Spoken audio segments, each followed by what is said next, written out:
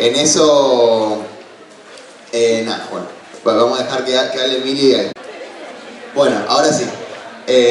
Ahora sí, les damos entonces de vuelta a todos y a todas la bienvenida. Gracias por participar. A quienes participaron del primer encuentro, este es el segundo que participa, a quienes arrancan ahora.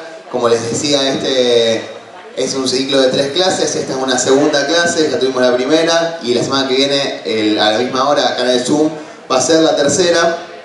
En eso, bueno, nos vuelve a acompañar el doctor Agustín Angeleri, que para nosotros es muy importante. A modo de introducción, en realidad, también un poco como charlamos la semana pasada, y como incluso venimos discutiendo un poco, entendemos que estamos en un momento en el que es importante poder dar las discusiones con fuerzas políticas que plantean poner trabas o incluso sacar la educación pública, salud pública, o incluso modificar la ley de salud mental, la ley 26.657, y que entendemos que es muy importante poder discutir, porque también estamos en un momento que es difícil y complejo, que los jóvenes tengamos perspectiva de futuro, que incluso podamos permanecer en la facultad, pensar en nuestro egreso, en avanzar en la carrera, que eso también afecta a la salud mental en ese sentido. Por eso es importante el rol que tengamos los jóvenes en esas discusiones. Nosotros seguimos reafirmando la necesidad de unidad para poder defender todos estos derechos conquistados, para poder también seguir construyendo salud mental colectivamente, pero también entender que con esos derechos conquistados no alcanza, que nos falta muchísimo, tanto en materia de educación, en materia de salud, y que en ese sentido, para que eso tenga un cambio de rumbo, para poder seguirnos organizando, para que se lleve a cabo los cambios necesarios, incluso que se implemente la ley 26.657 como debería ser, porque falta muchísimo en todas esas peleas. Entendemos que es importante que seamos protagonistas, todos y todas, así que en ese sentido les queríamos dejar la invitación también. Entendemos que este espacio y en esa discusión de la salud pública, la salud mental y en la educación pública, es importante que este miércoles a las 12 horas en esta facultad, en nuestra casa de estudios, van a hacer la interclaustros, donde estudiantes, docentes, no docentes y graduados vamos a ir también a discutir la necesidad de defender la educación pública por un lado, pero también la necesidad y la importancia, al menos que nosotros pensamos, de que eso sea diferente, que sea realmente lo que necesitamos y que haya un cambio de rumbo, y que para eso necesitamos ser protagonistas. Podemos ir, podemos escuchar, podemos discutir, podemos plantear un montón de cuestiones.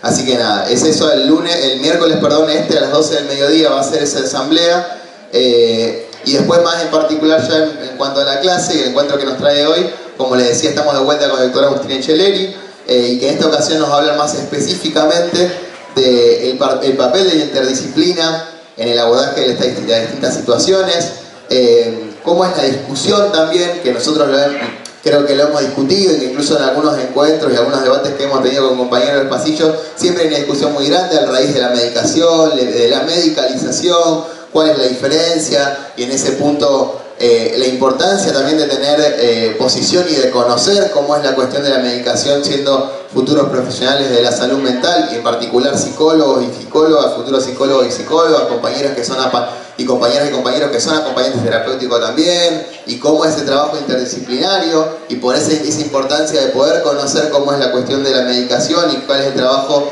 también de un psiquiatra en ese sentido. Y en eso también el tratamiento más específico, en el abordaje de las distintas problemáticas que van apareciendo, que ya en la clase anterior, para quienes no pudieron estar, nos fue mostrando un poco de cuáles son los motivos de consulta más frecuentes, siendo la ansiedad el más frecuente de todos, en ese muestreo que se hizo en el Hospital Eva Perón de Baigorria, si no me equivoco, en el 2019.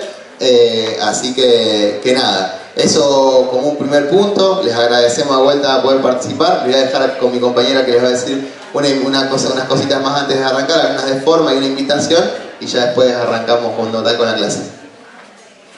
Bueno, siguiendo con lo que decía Mati, para poder seguir repasando nuestra formación, queremos reforzar la invitación al viaje al Hospital Borda que se hace en Capital Federal, en el cual vamos a participar de dispositivos alternativos de salud mental, como el Frente de Artistas, que está integrado por usuarios, exusuarios y profesionales, que se organizan para poner en discusión la construcción de salud mental de forma colectiva y la generación de vínculos con el arte como herramienta. y también de la radio La Colifata, que es la primera radio del mundo en transmitirse desde dentro de un neuropsiquiátrico, donde también vamos a poder participar en la radio, vamos a poder escuchar las historias y encontrarnos con todos y todas las y los que hacen en la radio. Así como también poder conocer la historia de los usuarios. Los cupos son limitados del viaje, así que se pueden acercar a la mesita. Generalmente pedimos una seña para poder guardar su lugar. Y recordarles que como la primera clase estamos vendiendo tortas allá en la mesita, que son para viajar al Encuentro Plurinacional de Mujeres y Identidades Feminizadas que se hace este año en Bariloche, y a lo que también las queremos invitar a las mujeres a sumarse al encuentro, ya que es un lugar en que mujeres de todo el país nos encontramos para poder discutir y abordar ciertas situaciones que nos atraviesan a todas como mujeres en este contexto, sobre todo la situación nacional que estamos viviendo. Y nada, que puedan también participar en las actividades que vamos a estar realizando con la Secretaría de la Mujer, que son para poder recaudar fondos y que todas podamos viajar y ninguna se quede afuera. También recordarles que está Rubén de la Manta vendiendo libros adelante de todo, allá a la entrada, y que les invitamos a que pasen y puedan ver. Y que no se olviden de firmar la asistencia también y dejar su número de teléfono para que después le podamos entregar el certificado de interés académico. Y recordarles que bueno, nosotros como agrupación vamos a seguir peleando por una formación al servicio de las necesidades de la gente. Y sin nada más que decir, bueno, te cedo la palabra, Agus.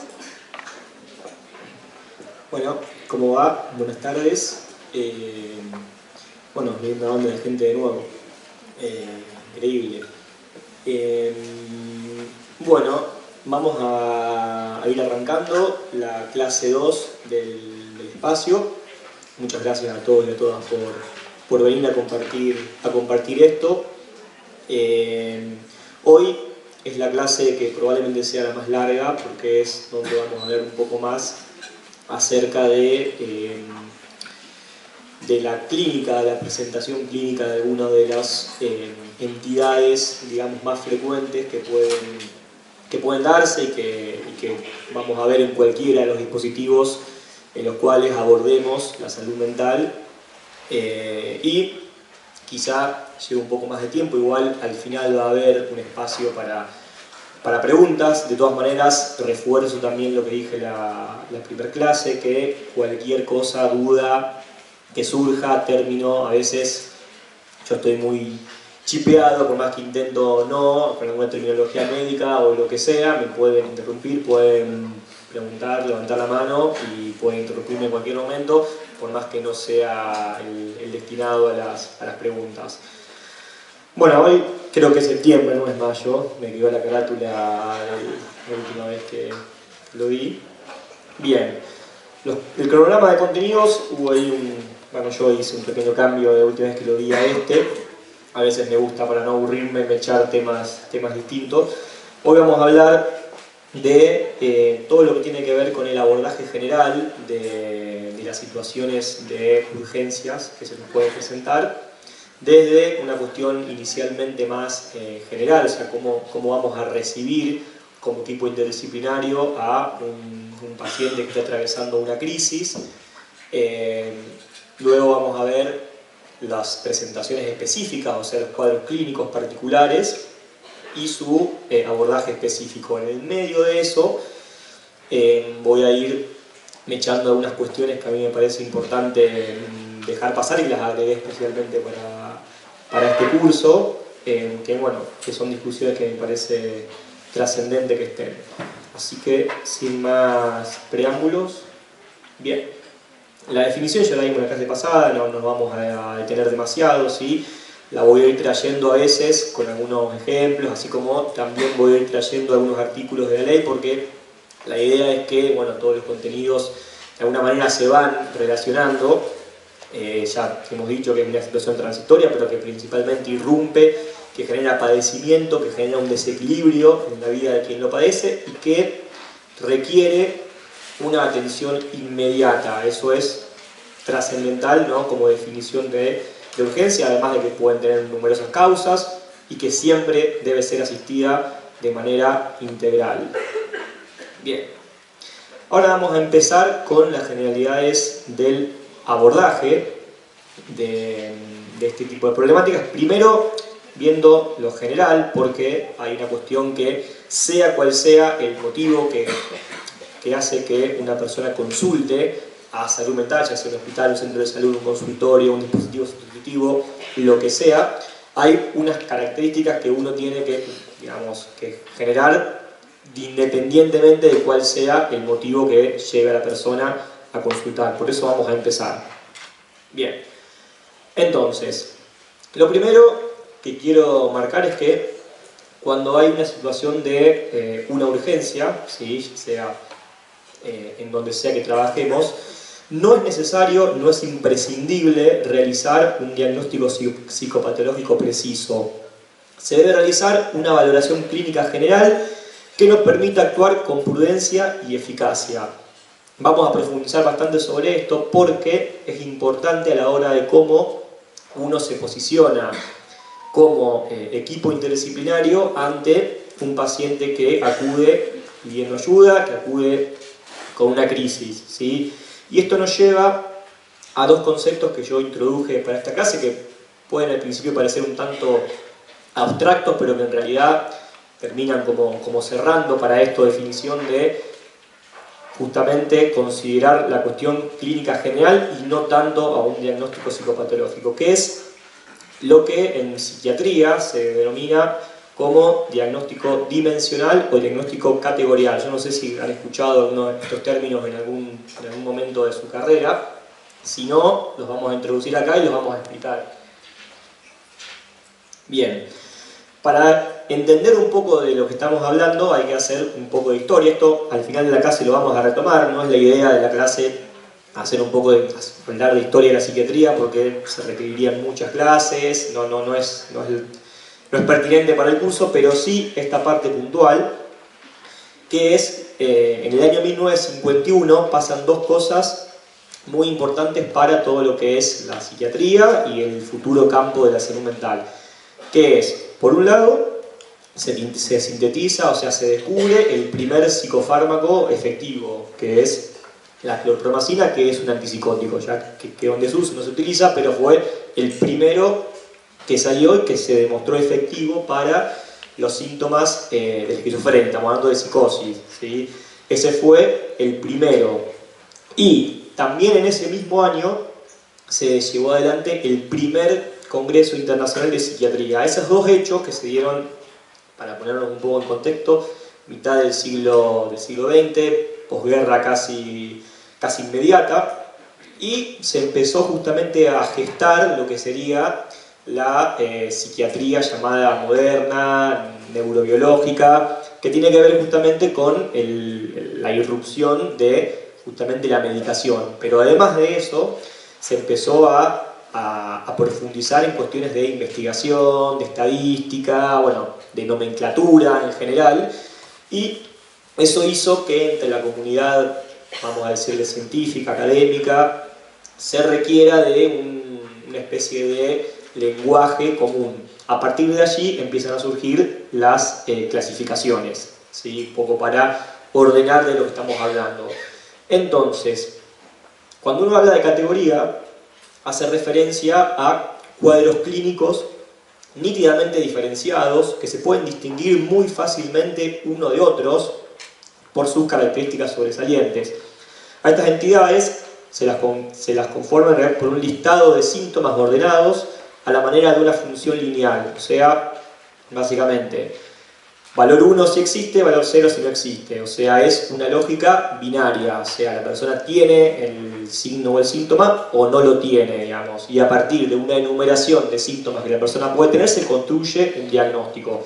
Así funciona, digamos, la lógica de categoría, y es binaria porque, digamos, el paciente, poniendo un ejemplo, si tiene, por ejemplo, ánimo depresivo, bueno, lo tiene o no lo tiene, digamos, y en función, si lo tiene, será el síntoma 1 de una enumeración de síntomas que nos permita llegar a un eventual diagnóstico.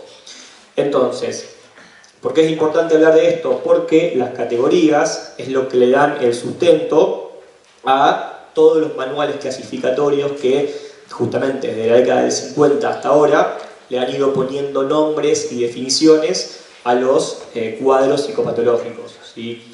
Por supuesto que ustedes ya habrán escuchado hablar del DSM.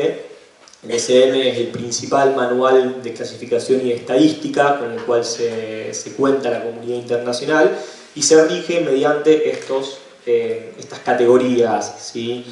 Es un manual clasificatorio, no es un manual, no es un libro de clínica, no se puede estudiar, no sirve para nada que tenga que ver con la clínica. Sí, su objetivo inicial tenía que ver con eso, con clasificar y con poder luego cuantificar y hacer estudios.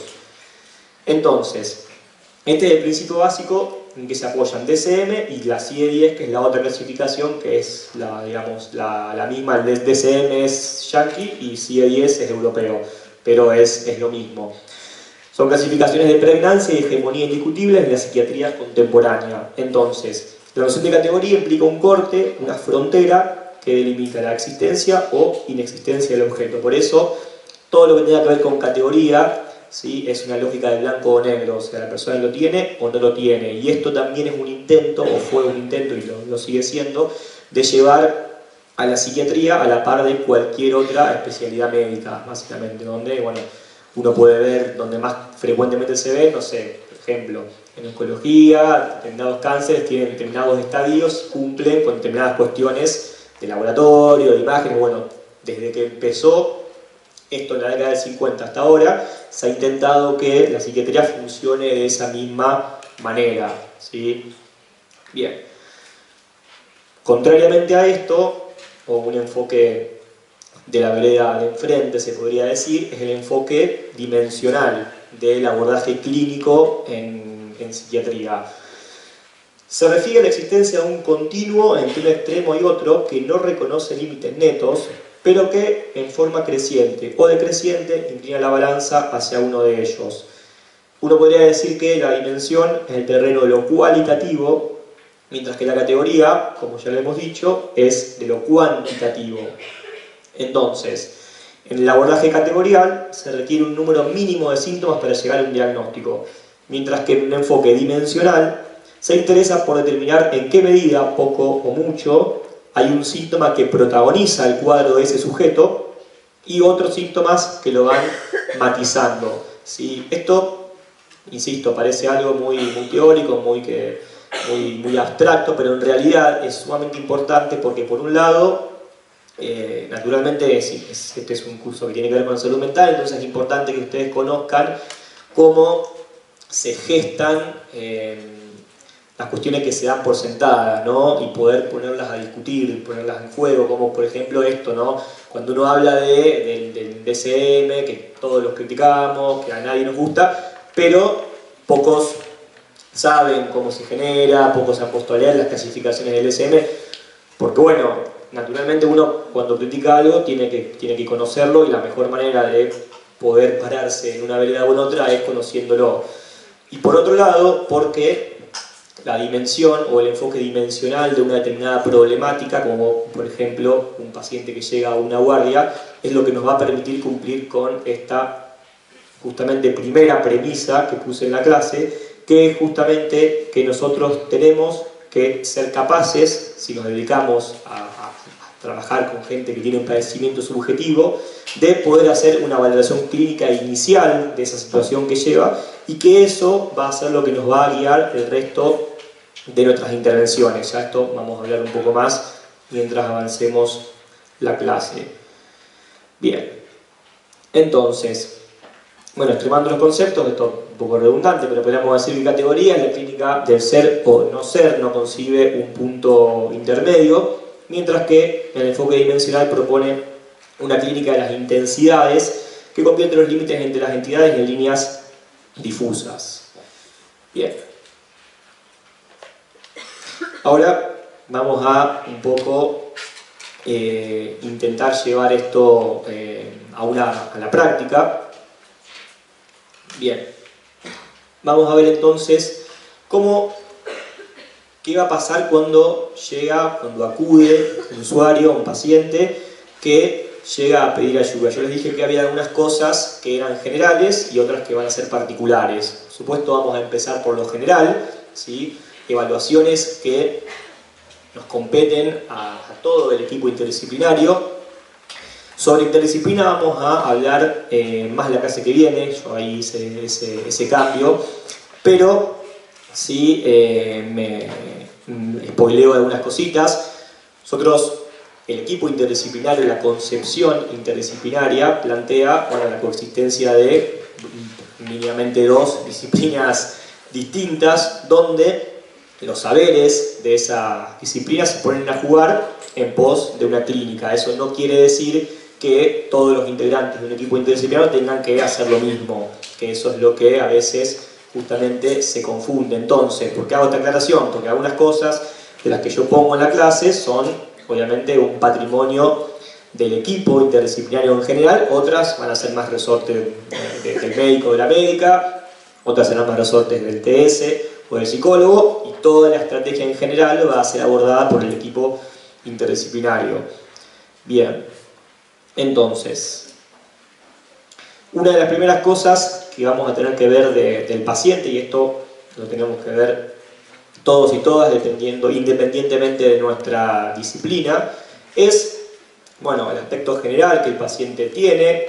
Vamos a hacer una evaluación muy importante, que esto lo vamos a ampliar un poco más adelante en la clase, del estado psíquico global del paciente, necesidad de exámenes complementarios. Bueno, esto está todo centrado, esto lo pongo al final, pero todo lo que pongo en la clase está sacado de los lineamientos para la atención de la salud mental que hizo el Ministerio de Salud, y está planteado como territorio hipotético la guardia de un hospital general, porque la ley indica que la atención tiene que ser en hospitales generales, ¿sí?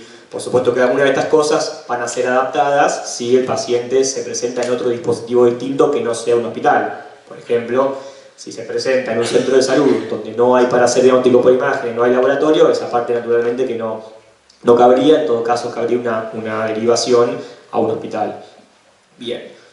Por supuesto, siempre en toda situación que nos interpele como una urgencia de salud mental, hay cosas que no se nos pueden escapar, porque además están en los motivos de consulta que yo les traje la clase pasada y que vamos a retomar al final, que son la posibilidad de que haya signos de violencia, la posibilidad de que haya abuso sexual, violencia de cualquier tipo, embarazo. Naturalmente eso es importante por la eventual posibilidad de una medicación luego. Y por supuesto que cualquier acto que nosotros hagamos como equipo interdisciplinario tiene que ser debidamente comunicado al paciente a quien acompaña. Hay que justamente erradicar esto de que se hace y no se toma el tiempo para justamente poder transmitir qué es lo que se está haciendo, porque además de que es lo que corresponde y es lo que plantea la ley de los derechos del paciente, además de eso, ya esa es una intervención que por sí sola va calmando la ansiedad con la que habitualmente se presentan los pacientes en estas instancias, ¿no? Bien. Y lo último, que está en mayúscula, tiene que ver con que nunca tenemos que dejar de preguntarnos, ¿sí?, independientemente de nuestra disciplina, cuando un paciente está descompensado, cuando un paciente tiene una crisis de cualquier índole. Bueno, lo que le pasa puede tener que ver con una cuestión, como dijimos al principio en la definición de urgencias en salud mental. Puede ser que esté cursando una cuestión vital, una cuestión de una descompensación subjetiva, una cuestión de sus vínculos que lo haya descompensado, pero también puede tratarse de un cuadro orgánico. Esto es importante tenerlo en cuenta. Es sumamente frecuente, sobre todo en las guardias, pacientes que llegan con síntomas que son similares a los de un ataque de pánico, con muchísima ansiedad, con palpitaciones, con sudoración, y además se están infartando. Entonces, si uno no piensa que lo que el paciente tiene puede ser algo más que subjetivo, bueno, puede realmente haber consecuencias bastante graves, ¿no? Bien. Entonces, ¿cómo vamos a hacer esa primera evaluación de un paciente que llegue, que nos encontremos estando justamente, insisto, con el equipo interdisciplinario, porque es fundamental? Un examen médico general, por lo general, esto si sucede en una guardia de un hospital general o en un centro de salud, al paciente lo debe evaluar inicialmente alguien que justamente vea que las condiciones de salud de ese paciente no corra peligro, lo que dijimos anteriormente, ¿no? Nunca en un hospital general, y nos pasaba mucho en Baigorria, se debe llamar al equipo de salud mental sin previamente hacer justamente por lo menos una mínima evaluación de cómo está ese paciente, sobre todo porque muchas veces, además del ejemplo que di del infarto, bueno, muchas veces hay consumo de sustancias en el medio y muchas cuestiones que lo primero que hay que hacer naturalmente es garantizar y preservar que no esté en riesgo la vida de ese paciente, naturalmente, ¿no? Las historias clínicas, siempre uno tiene que tener eso. Si el paciente ya es justamente un paciente del lugar, uno tiene que recabar esa información porque hay información muy valiosa allí. Realizar las interconsultas pertinentes quiere decir que una interconsulta, sobre todo esto está planteado nuevamente en el marco de un hospital. Si uno, por ejemplo, lleva a una mujer embarazada, ¿sí?, con alguna problemática de salud mental, bueno, por supuesto que lo que indica la buena práctica es hacer una interconsulta además con obstetricia, con maternidad, a eso se refiere. Las evaluaciones siempre tienen que ser incluyendo a los familiares, a los acompañantes. Esto lo vimos también cuando vimos la ley la clase pasada, no solamente porque es una cuestión legal, sino porque es algo clínico que ayuda al paciente a sentirse acompañado, a sentirse contenido, y porque además mucho de lo que nosotros recabemos como información valiosa para nuestra construcción de la situación va a tener que ver justamente con lo que nos digan los acompañantes. A veces los pacientes no están en condiciones de poder decir mucho en un primer momento, entonces siempre tienen que estar, o siempre, en el caso de que contemos por supuesto con eso, involucrar a los familiares acompañantes o a quienes hayan traído al paciente en el caso de que obviamente no haya ido solo, ¿sí? El resto son exámenes complementarios que deberían pedirse a cualquier paciente que llegue a una guardia de un hospital y que uno quiera descartar que no haya algo orgánico, ¿no? Un laboratorio, una placa de tórax. Bien. Lo de pensar en causas orgánicas lo voy a pasar porque ya lo dije bastante, pero lo pongo mucho porque justamente cuando yo doy este curso en medicina, lo recalco mucho porque en realidad se tiene esta especie de prejuicio entre desinformación y prejuicio, y una cuestión también un poco de posicionamiento, que el paciente que llega con una crisis de salud mental, bueno, medio que se lo corre, bueno, que venga el equipo a verlo, que venga el psiquiatra, y se lo considera como un paciente de segundo orden y no se le pide ni siquiera un laboratorio, ni siquiera, y eso, bueno, además de que es algo, insisto, ilegal, es una pésima práctica médica muy instalada y sumamente riesgosa, ¿no? Porque muchas de las entidades de salud mental van acompañadas de cuestiones también físicas y orgánicas. Bien, eso esto no voy a pasar, no es demasiado de interés. Sí, me parece importante ahora hacer un alto para recapitular un poco. Ahora vamos a hablar, o sea, lo que vimos recién son cosas básicas de un abordaje general del paciente que llega y que acude, ¿no? Cuestiones que tienen que ver con preservar su seguridad, la nuestra, esto lo vamos a ver después también, tener una noción, más bien una aproximación inicial a cómo está ese paciente, en lo general, ¿sí? El paso siguiente, que en realidad esto se muestra así de una manera, por supuesto, didáctica, pero todo esto va sucediendo en simultáneo, es justamente poder hacer una evaluación del estado psíquico de ese paciente, ¿sí? Ustedes, yo no sé si están familiarizados, si ven o no, espero que me respondan. Semiología, si saben lo que es la semiología, si tienen algo en la carrera de eso. Bueno, la semiología es el estudio de los signos y los síntomas en general, ¿no? Es como área médica, digamos. En el caso de salud mental, la semiología psiquiátrica tiene que ver justamente con el análisis de los signos, de los síntomas y de cómo está la situación psíquica global de un determinado paciente en un determinado momento. Eso es imprescindible hacerlo en cualquier situación, pero mucho más si es una urgencia. Y esto no es exclusivo de los psiquiatras. Un examen semiológico tiene que ser realizado y lo deben poder hacer psicólogos y psicólogas también. De hecho, en la residencia donde yo me formé se hace a la par, o sea, las entrevistas son en conjunto y lo que se evalúa y luego se plasma en la historia clínica y lo que se sigue adelante es todo en conjunto. Bien, es un tema bastante largo, yo por eso lo resumí para lo que sí me parece trascendente que ustedes tengan que saber en cuanto a qué cosas evaluar de un paciente en una primera instancia. Insisto que no para hacer ningún diagnóstico psicopatológico cerrado, sino para saber y tener una orientación justamente dimensional hacia qué área del paciente está afectada, cuál es lo principal y qué es lo secundario, porque siempre hay una o dos áreas que son las que uno tiene que atender de manera más inmediata y luego los demás.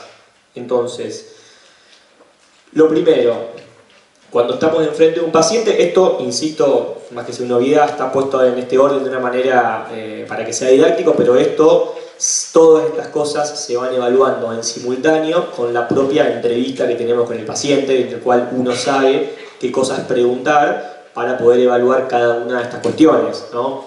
Entonces, lo primero es el estado de conciencia, eso ya directamente lo vemos al ya presentarnos directamente con el paciente y saludarlo, ¿sí?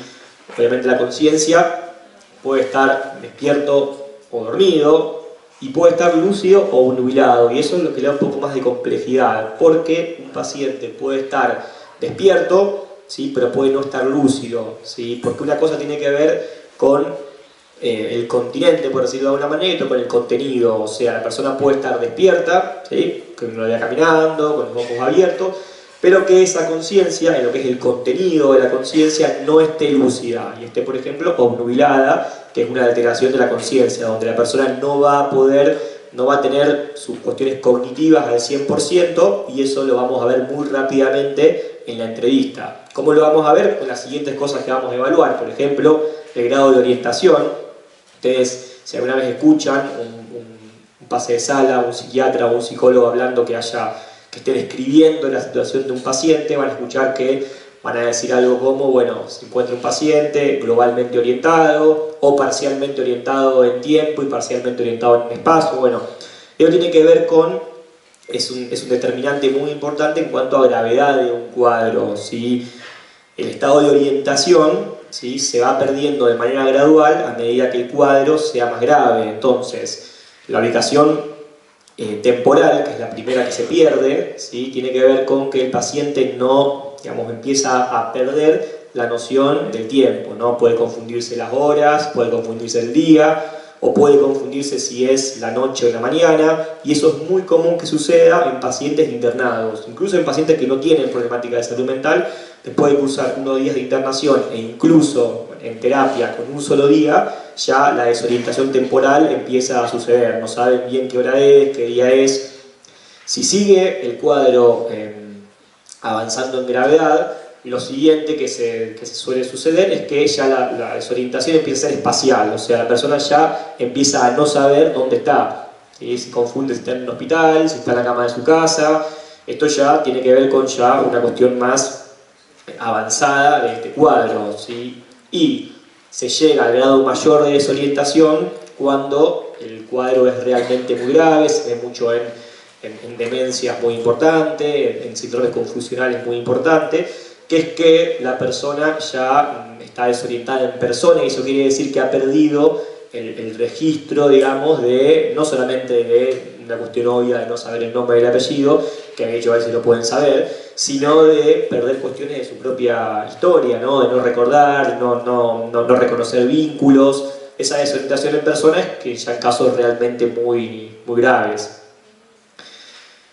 Con respecto al estado cognitivo, bueno, se ve y se evalúa en general con la propia charla, que son la atención, la concentración y la memoria, ¿no? Si la persona puede o no mantener una charla, si puede o no responder las preguntas que se le hacen y se responde de forma coherente. Uno se le pregunta cosas, por supuesto, de la vida para evaluar la memoria. Esas cosas uno las va haciendo en la propia charla, ¿no? Uno se va dando cuenta si el paciente vos estás hablando y en vez de mirarte a vos está mirando para un costado y no te puede responder las preguntas. Estamos hablando de que probablemente la atención y la concentración estén disminuidas. Si vos le haces preguntas básicas de qué fue lo que le pasó, cómo llegó y demás, vas a ver si está conservada o no la memoria. Sí, que también ese es un dato muy importante, ¿no? La memoria puede estar alterada en el corto plazo, se llama memoria anterógrada, es lo que suele pasar, ¿no? Cuando hay determinados cuadros clínicos el paciente no recuerda las cosas que pasaron inmediatamente, ¿no? Y sí recuerda las anteriores, ¿sí? Bien. Con respecto al lenguaje, bueno, el lenguaje es una de las expresiones que tiene el psiquismo, entonces muchas de las cosas que nosotros vamos a concluir va a tener que ver con lo que el paciente nos dice, además de lo que el paciente, más allá de lo que vemos. Entonces, ese lenguaje puede estar agitado y ser un lenguaje verborrágico, pacientes que no paran de hablar y no pueden tener un control sobre ese discurso. Puede ser lo contrario, que el paciente esté en un franco mutismo y vamos a pensar en otras cuestiones, o tener algunas alteraciones particulares del lenguaje, como son los neologismos, que los neologismos son la creación de palabras nuevas, ¿sí? Es algo bastante común de la psicosis, ¿sí? Esto de inventar palabras que no existen y darle un significado propio. Eso se llama neologismo.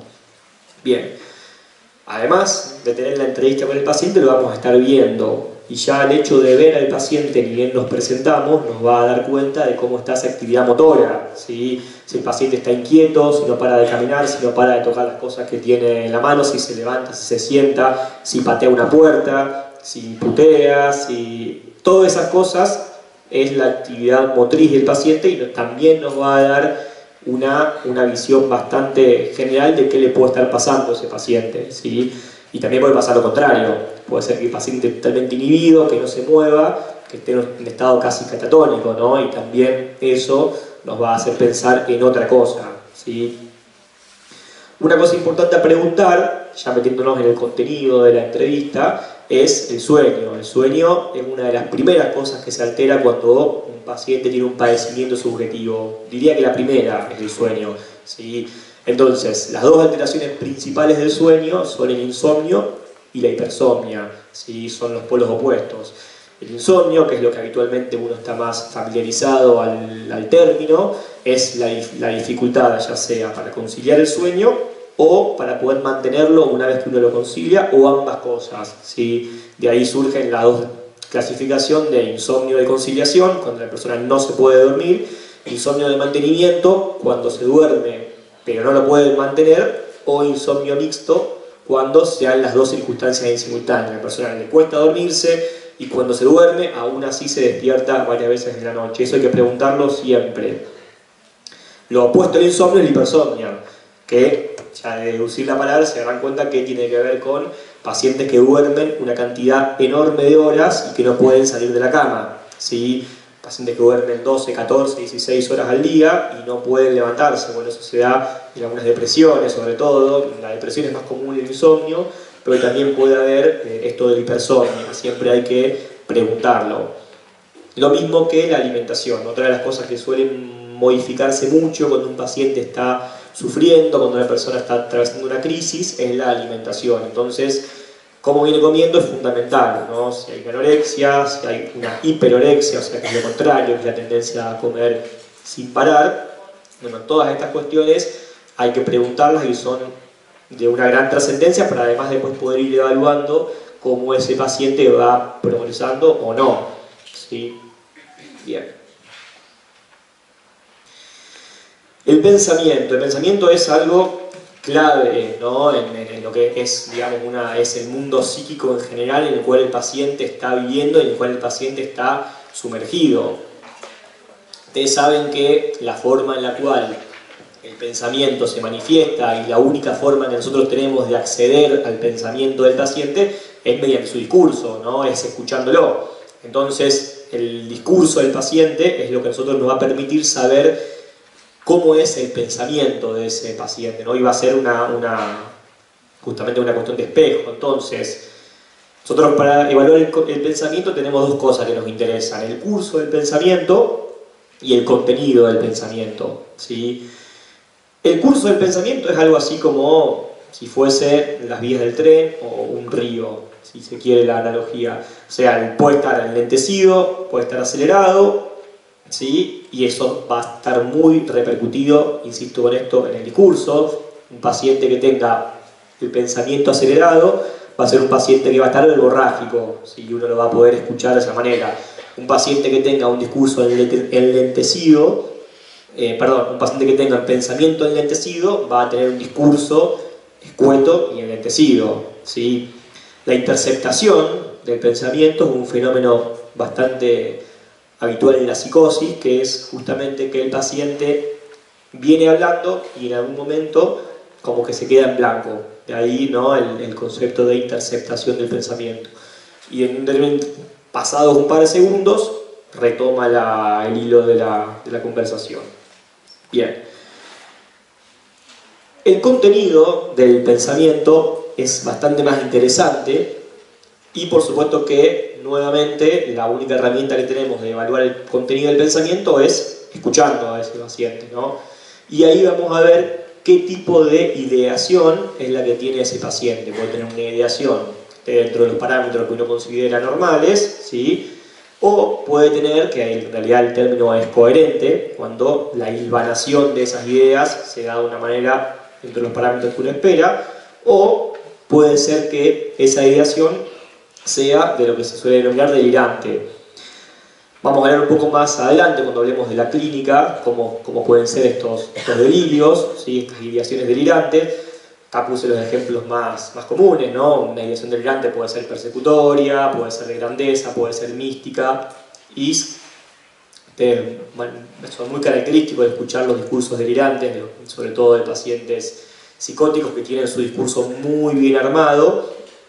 Y también puede haber algunas alteraciones en las ideas que no sean psicóticas, ¿no? También puede haber ideas de tipo obsesivas, ideas de muerte, ideas de desesperanza, que estén del lado más de las melancolías, de las depresiones y no de la psicosis. Son igualmente alteraciones del pensamiento. Bien. La sensopercepción es otra de las cosas que uno tiene que evaluar cuando vamos a estar enfrente de un paciente que está pasando por una situación de una crisis subjetiva.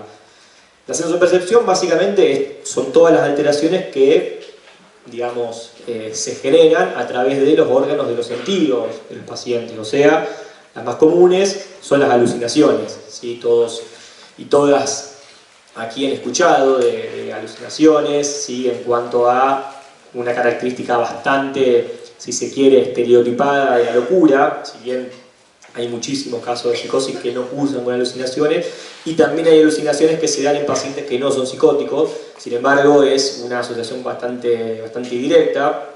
Las alucinaciones, así como por definición, es la percepción sin objeto. O sea, la percepción es lo que nuestros órganos de los sentidos recogen, o sea, la visión, la audición, el olfato.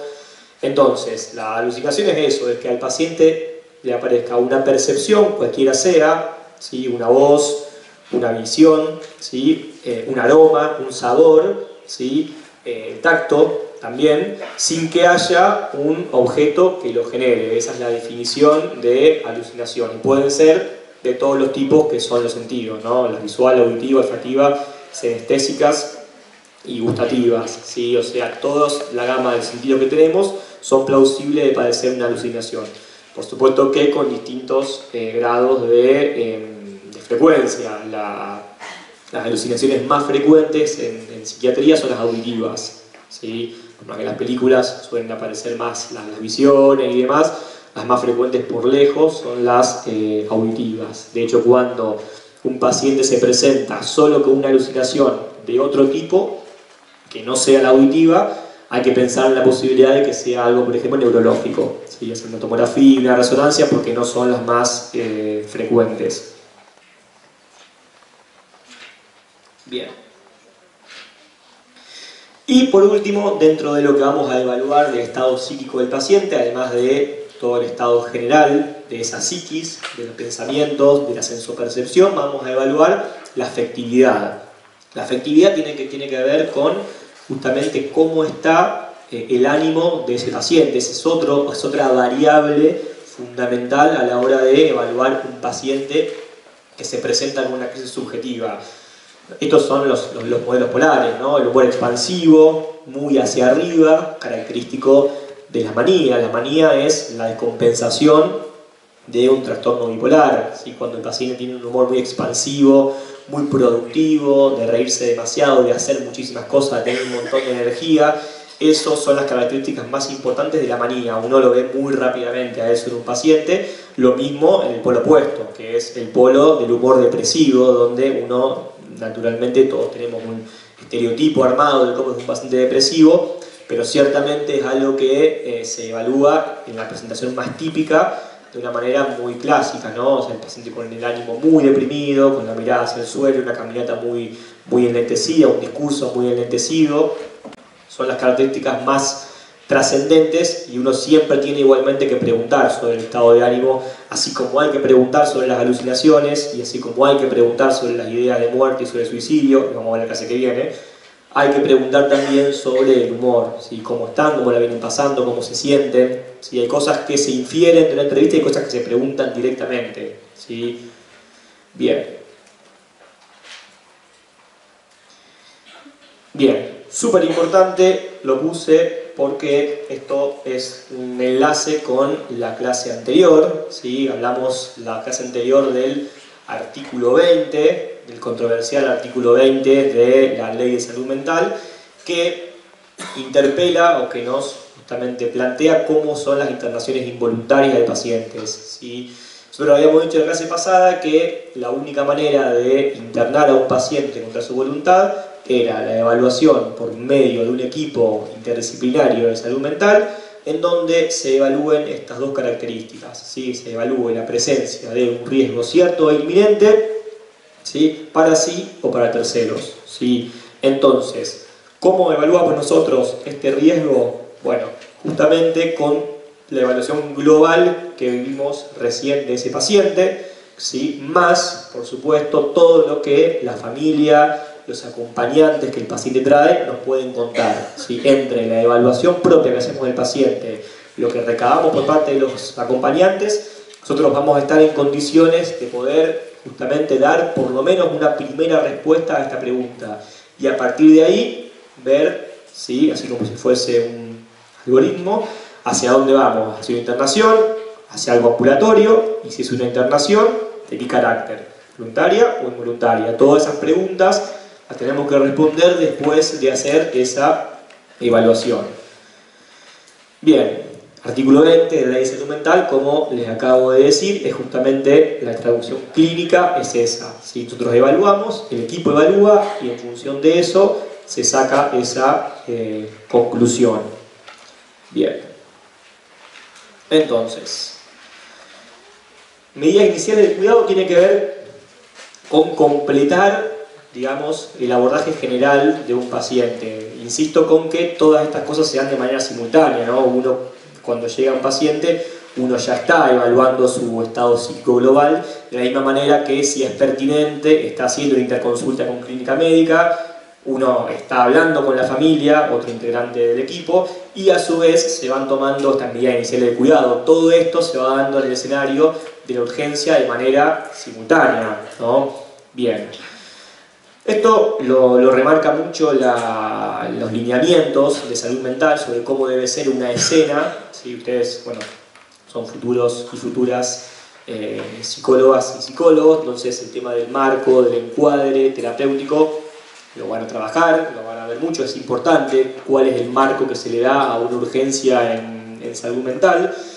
Lo primero que uno tiene que garantizar es la seguridad de esa escena, seguridad para el paciente, seguridad para los compañeros, seguridad para uno mismo, ¿sí? Lo primero para que algo salga bien, y por ende, en lo contrario, lo primero que va a hacer que las cosas salgan mal es si uno no dispone de tiempo y atención, ¿sí? Esto la ley lo marca, lo mismo que el ítem siguiente, brindar atención digna, receptiva y humanitaria. Uno diría, bueno, eso es algo obvio. En realidad, si la ley pone tanto hincapié en eso, y la ley de los derechos de los pacientes pone tanto hincapié en eso, es porque en realidad, en una gran medida, no se cumplía y sigue sin cumplirse. Por algo se recalca tanto. Uno tiene que dedicarle al paciente que tiene una problemática subjetiva el tiempo que eso conlleva, ¿sí? Si es media hora, si son 3 horas, son 3 horas. Las situaciones son inciertas en cuanto a lo que van a llevar de tiempo. La entrevista con puerta abierta al lado del profesional es una normativa clásica de la psiquiatría. En el caso de que haya una descompensación, una agresión, lo que sea, uno puede resguardarse rápidamente. En mi experiencia no es lo más frecuente que suceda, no hay que trabajar con miedo, no hay datos estadísticos sobre eso, pero es mínima la posibilidad de que eso pase. pero siempre igualmente hay que tener los resguardos necesarios, ¿sí? Bien. Y lo de no dejar al alcance elementos potencialmente riesgosos suele ser más importante para el propio paciente, si tiene ideas de muerte, ideas de suicidio, digamos, para preservarse a uno mismo. A la guardia llegan muchos pacientes con idea de suicidio activa, o sea que alguien los logra zafar y los llega a la guardia, entonces todo eso hay que tener, esas contemplaciones hay que tenerlas. Bien. Actuar sin prisa, no hablar en voz elevada ni con mandatoria, eso es importante. Uno tiene que pensar que el paciente, ya por lo general, si llegó a una guardia donde hay atención por salud mental es porque ya la está pasando lo suficientemente mal como para que además reciba maltrato, para que además se lo esté apurando, se lo va a esperar 3 horas. Todas esas cosas son cosas que suelen incrementar el nivel de ansiedad, el nivel de angustia, y suelen ser contraproducentes con lo que uno quiere justamente buscar, ¿sí? Lo de los referentes vinculares, ya lo dije varias veces, es importantísimo, tanto para el paciente como para la estrategia terapéutica, poder justamente contar con esos familiares o referentes vinculares, ¿sí? Explicar al paciente todo, también lo dije y lo remarco porque es fundamental. El paciente tiene el derecho a saber todo lo que se está haciendo y por qué, ¿sí? Bien, la contención verbal lo vamos a ver al final. Muchas veces hay intervenciones incluso en urgencia que se resuelven solamente con una escucha y con esto que acá se llama contención verbal, que en realidad es dar una entrevista donde el paciente se pueda sentir cómodo de poder hablar. ¿No? Hay ahí como un viejo axioma que dice que no hay nada que un angustiado necesite más que hablar, y eso es cierto, por supuesto que es cierto para algunas circunstancias y no para todas, naturalmente. Bien, intentar terminar una estrategia y no demorar para evitar la escalada sintomática. Esto lo marqué porque nos retrotrae otra vez a la definición, ¿sí? Si nosotros determinamos que eso es una urgencia, hay que actuar rápido, no hay que hacer cualquier cosa ni trastabillarse con las intervenciones para actuar rápido, pero sí hay que tener la celeridad necesaria para que esa escalada sintomática no suba. Todos los síntomas que los pacientes presentan cuando van a una guardia van aumentando una escalada a medida que el tiempo pasa. La ansiedad, la agresividad hacia uno u hacia otros, la impulsividad, la agitación psicomotriz, todo con lo que el paciente se presenta, si se demora el tiempo, no se le pasa solo, va aumentando la escalada. Entonces, no demorar las intervenciones tiene que ver también con eso, ¿sí? Bien. Bien, esto fue la primera parte donde nos concentramos más que nada en el abordaje general de cualquier situación que se nos presente y que tenga que ver con un padecimiento subjetivo urgente, ¿sí? Que son generales a todas y que hay que hacerlas porque de no hacerlas nada sirve justamente después hacerlo específico sobre cada padecimiento, porque ya vamos a empezar mal y el paciente naturalmente eso lo padece, naturalmente, ¿sí? Si quieren, porque esto más o menos es la mitad de la clase, pueden hacer algunas preguntas ahora y después paso a la segunda parte donde hablo específicamente de los principales motivos de consulta, menos suicidio y adicciones, que vamos a ver la clase que viene porque si no me quedaba una clase interminable. Si tienen alguna pregunta podemos cortar un ratito y después seguimos con la segunda parte de la clase.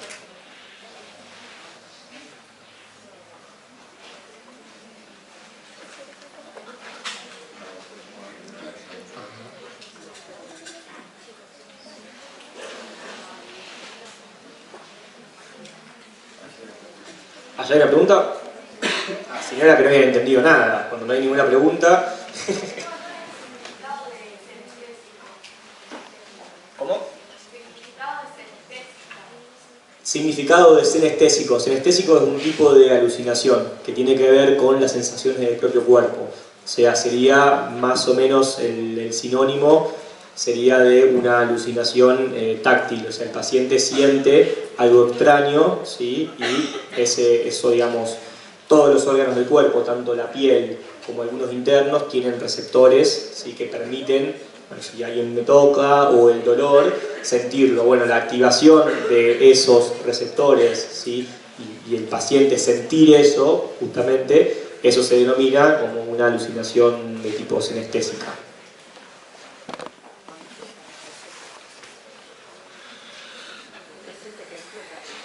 Yo tengo una preguntita, pero bueno, como que me cuesta hacerla, no sé usar las palabras correctas, pero en sí, ¿qué es lo que haría el psicólogo en el lugar? O sea, es para psiquiatra y psicólogo tiene que estar en el mismo lugar, en el mismo hospital.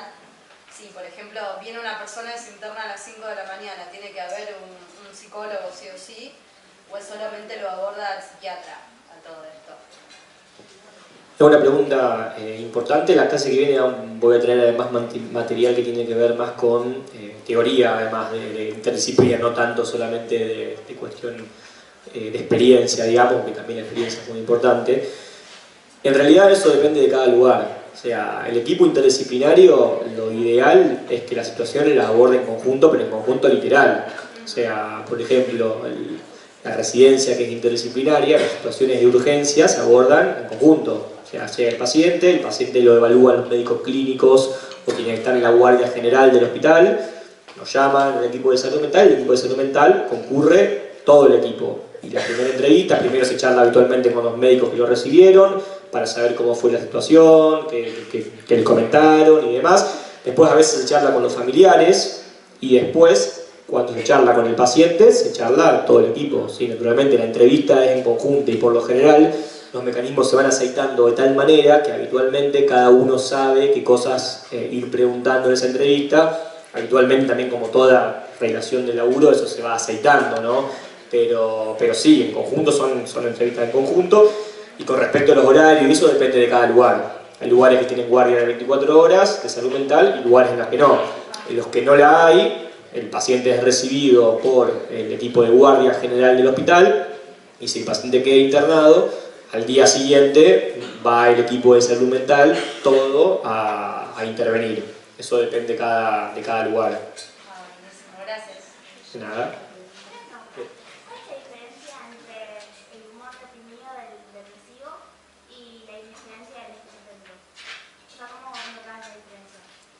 Es una muy buena pregunta clínica esa.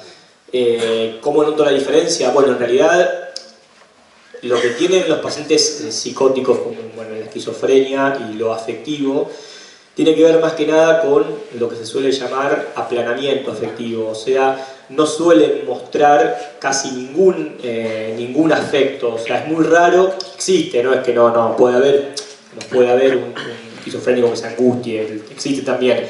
Pero lo habitual es que el humor sea más un aplanamiento, o sea, esto como voy a decir, una indiferencia, o sea, el paciente no muestra, justamente está en una situación en la cual, digamos, no puede ni demostrar un afecto hacia arriba ni puede demostrar un afecto hacia abajo, por eso justamente la palabra de aplanamiento, ¿sí? En cambio, la persona que está atravesando un episodio depresivo o una melancolía va a tener justamente un ánimo muy hacia abajo y que muchas veces se va a manifestar o por angustia, ¿sí? o naturalmente por otras constelaciones sintomáticas que acompañan a la depresión, ¿no? La depresión no solamente es el ánimo depresivo, sino habitualmente es la falta de energía, la falta de deseo, y eso te ayuda mucho a hacer el diagnóstico, lo mismo que en el caso de una esquizofrenia. En la esquizofrenia, si el paciente uno llega a ese diagnóstico, nunca va a tener solamente la parte afectiva, va a tener muchas otras cuestiones que a vos te llevan a pensar que un paciente no es esquizofrénico, y además de eso, bueno, tiene lo afectivo. Igual es muy importante lo afectivo en los pacientes psicóticos, suele ser así, esta indiferencia o este aplanamiento.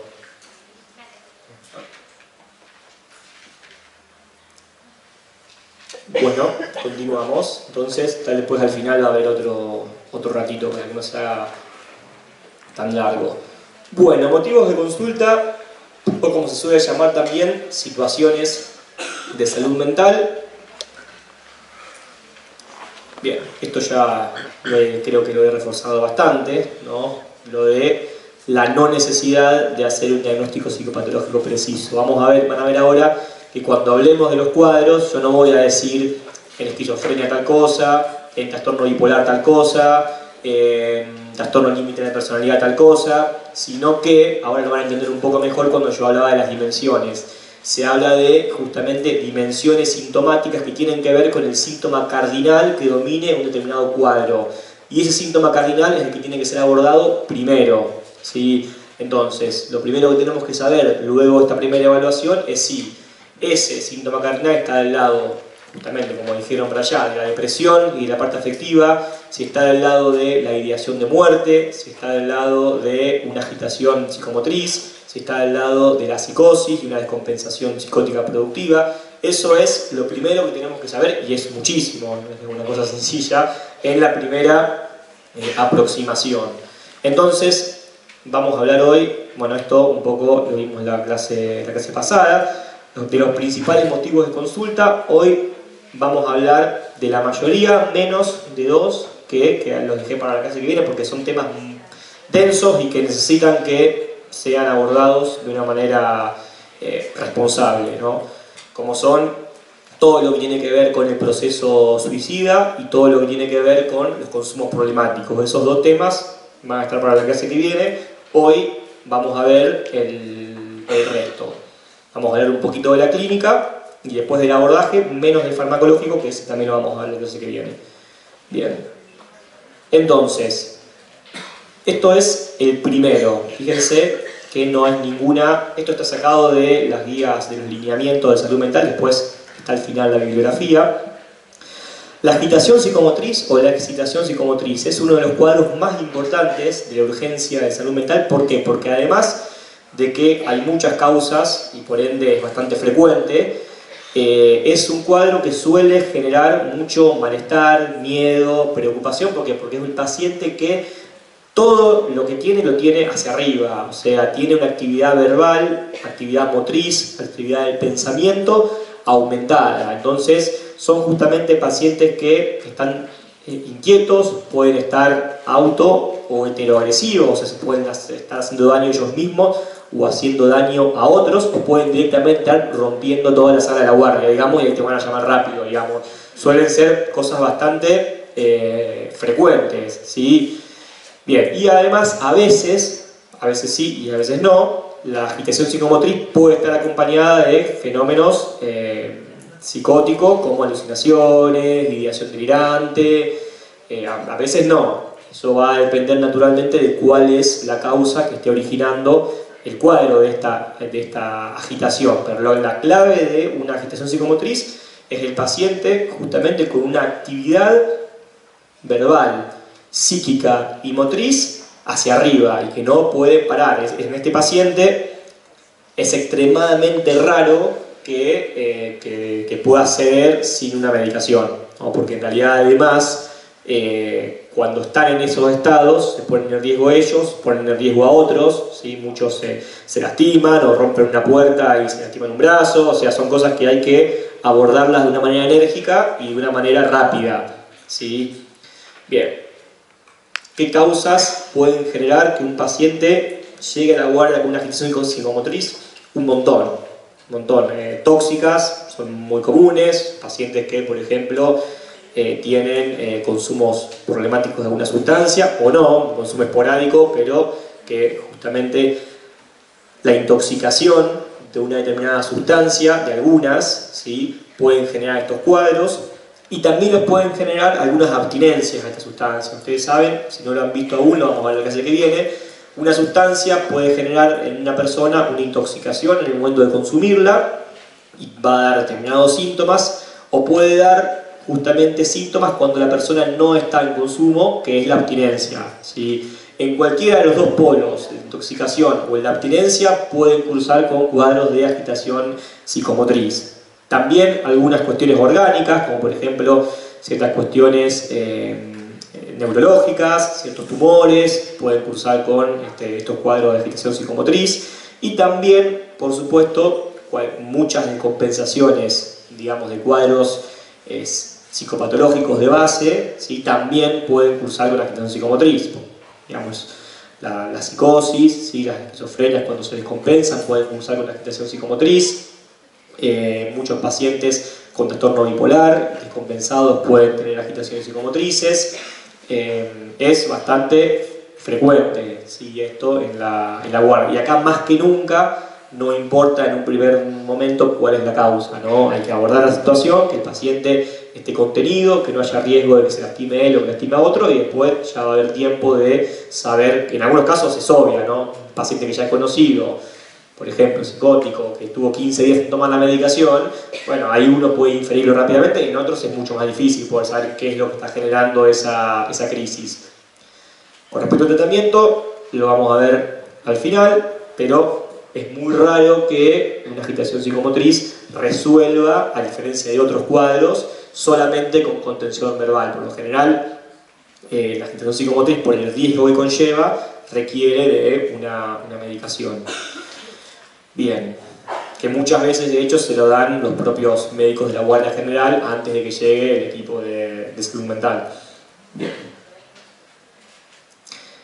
La inhibición psicomotriz es otro síndrome, otra dimensión, para usar los conceptos que hablamos al principio, que sería naturalmente lo opuesto a lo que vimos recién. O sea, pacientes que tienen una disminución o una ausencia de toda actividad motriz, verbal, cognitiva, ¿sí? Pero estando despiertos, ¿sí? Esto naturalmente es una diferencia importante. O sea, el paciente está vigil, o sea, está despierto, pero no habla, no se mueve, no muestra interés por el entorno, no responde a estímulos, ¿sí? Puede tener la mirada perdida, ¿sí?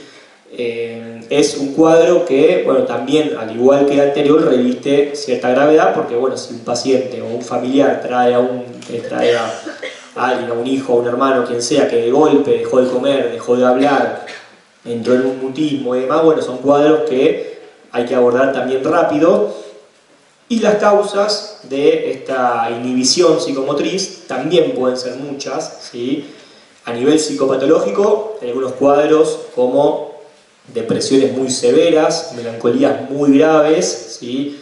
Que pueden cursar con cuadros como estos, y como esta inhibición psicomotriz, como un mutismo, ¿sí? También cuadros de la esfera psicótica, ¿sí? Pueden tener un polo inhibitorio y presentarse de esta manera, también puede suceder. Y también, bueno, lo mismo anteriormente, consumo de sustancias, tóxicos, también pueden generar cuestiones neurológicas. Cuestiones neurológicas siempre hay que descartarlas cuando uno no sabe, bueno, qué es lo que está sucediendo. En este caso, el abordaje, a diferencia del anterior, puede no requerir de ninguna medicación en ese momento si el paciente no está justamente, está totalmente inhibido. Ahí lo más importante sí es empezar a hacer justamente exámenes complementarios, entrevista con familiares para saber qué es lo que le pasa al paciente. Y si se pesquisa que esa inhibición es porque, por ejemplo, sí dejó de tomar su medicación de base, en ese caso, por supuesto, el tratamiento va a ser restituir esa medicación. Bien. Crisis de ansiedad y angustia, este es como el gran trending topic de la psiquiatría. Es como, bueno, en este momento la salud mental, en la mayoría de sus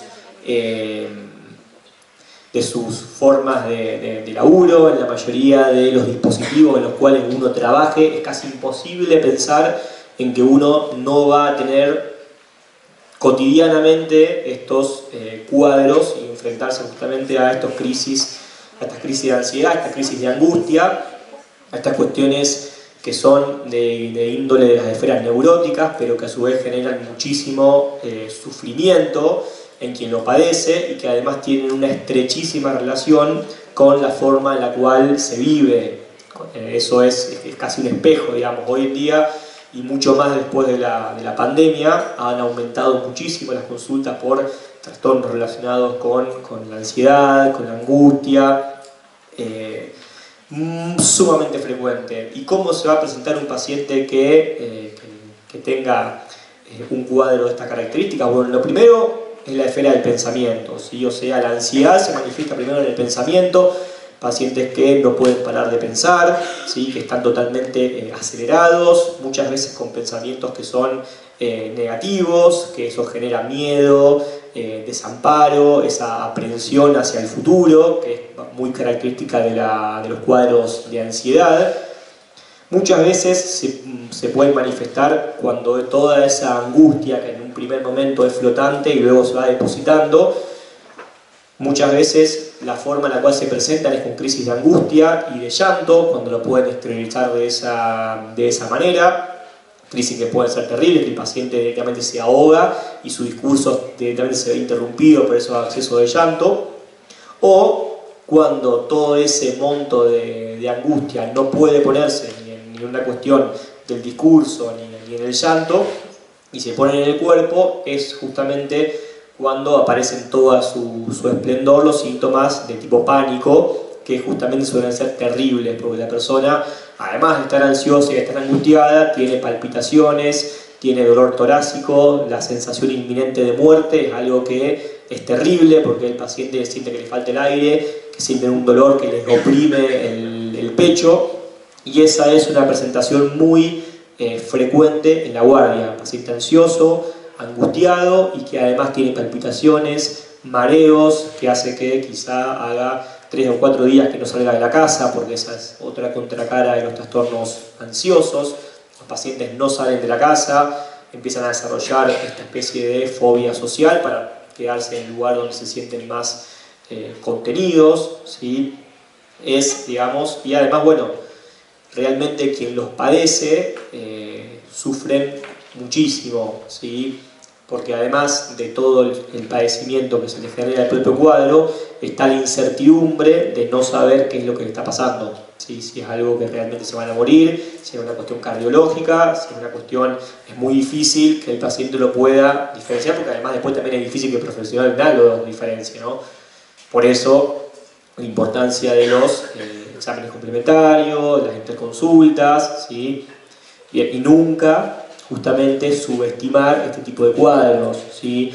Porque de base, si no tienen nada orgánico, lo que sí tienen es un enorme sufrimiento, y que de no ser justamente abordado a tiempo empieza a generar una gran cuestión disfuncional, ¿sí? El paciente no puede después ni siquiera ir a trabajar.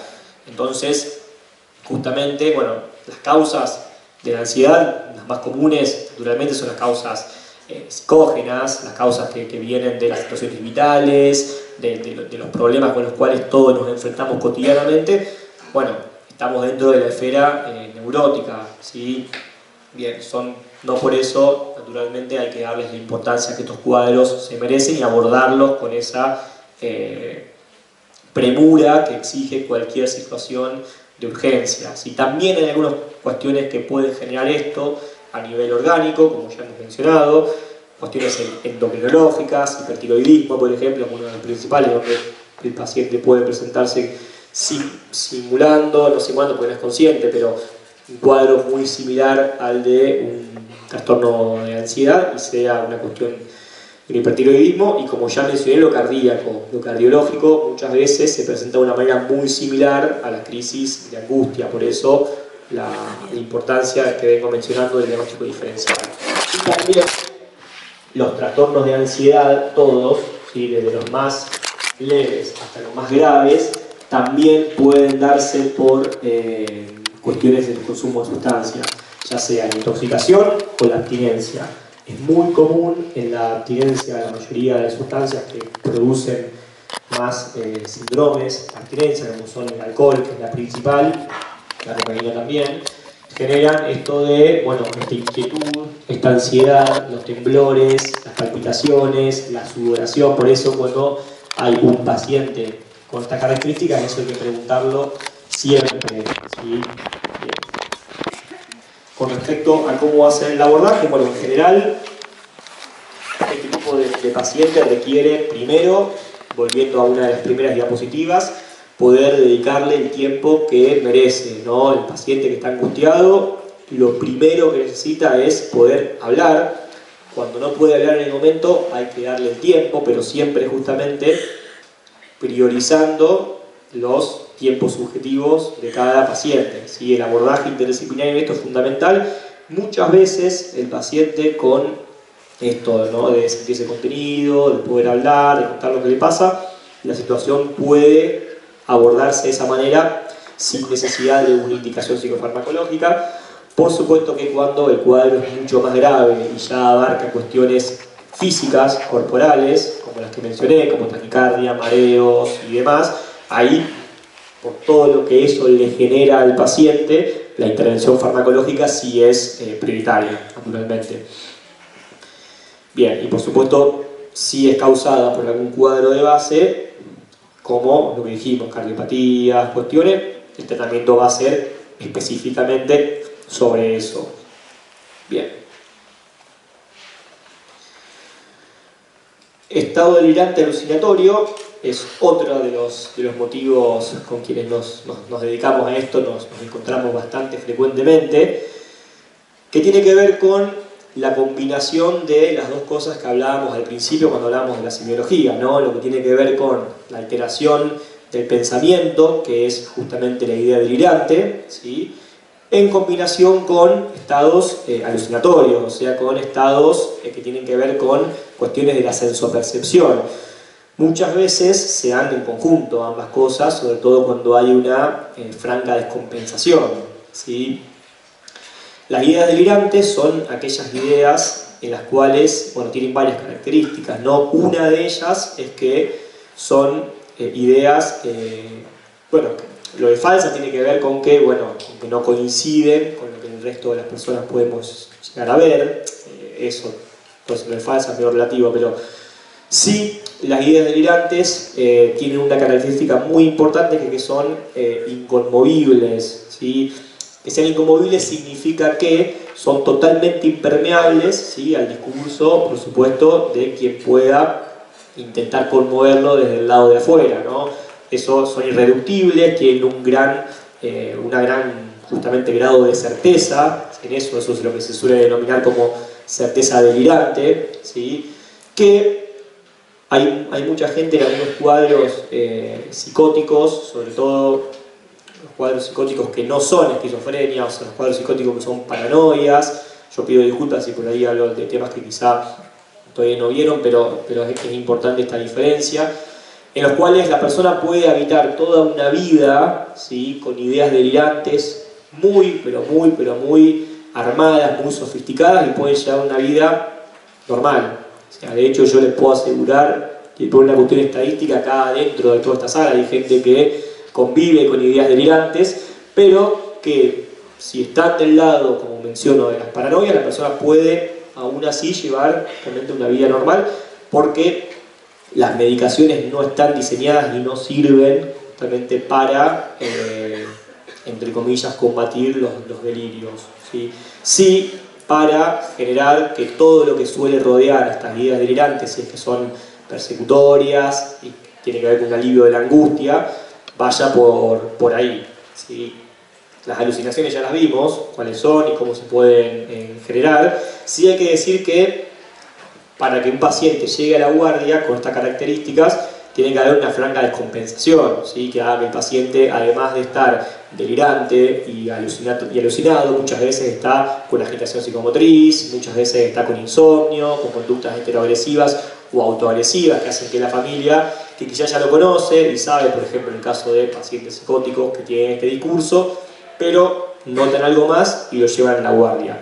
O bien puede ser una persona que nunca tuvo ningún episodio relacionado con la salud mental y que en algún momento empieza a tener, bueno, cuestiones delirantes, que en el discurso de quien lo escucha naturalmente generan preocupación y acuden a una guardia.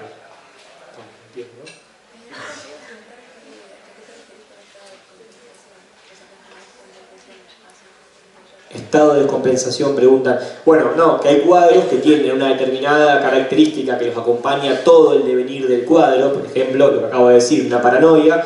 Hay personas que tienen una idea delirante que jamás se va a ir, digamos, de su pensamiento, ¿no?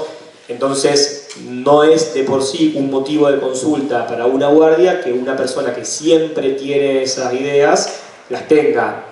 Por lo general, cuando hay una descompensación implica que algo más está pasando. Entonces el paciente, además de tener esa idea delirante que tuvo siempre, agrega 15 días sin dormir, una agresión hacia otra persona, y bueno, entonces ahí se vuelve, ahí sí, imperante la intervención en una guardia.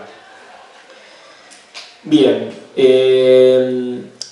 lo que puede generar que un paciente llegue alucinado o delirante a una guardia son numerosas causas, ¿no? Una es justamente lo que acabo de decir, un paciente que esté con cierta medicación, que no sea una paranoia, por ejemplo, que sea una esquizofrenia, con la medicación esté compensado y que en algún momento la deja de tomar, son cosas que pasan todos los días, y a raíz de dejarla de tomar, en la semana empiezan hacia arriba con conductas bizarras, con cuestiones quizá de agresividad, de mucho delirio, y llegan a la guardia de esa manera. Otras causas de este tipo de cuadros, en personas no psicóticas, o que por lo menos uno no lo conoce en ese momento, es por ejemplo las cuestiones nuevamente de sustancias, ¿no?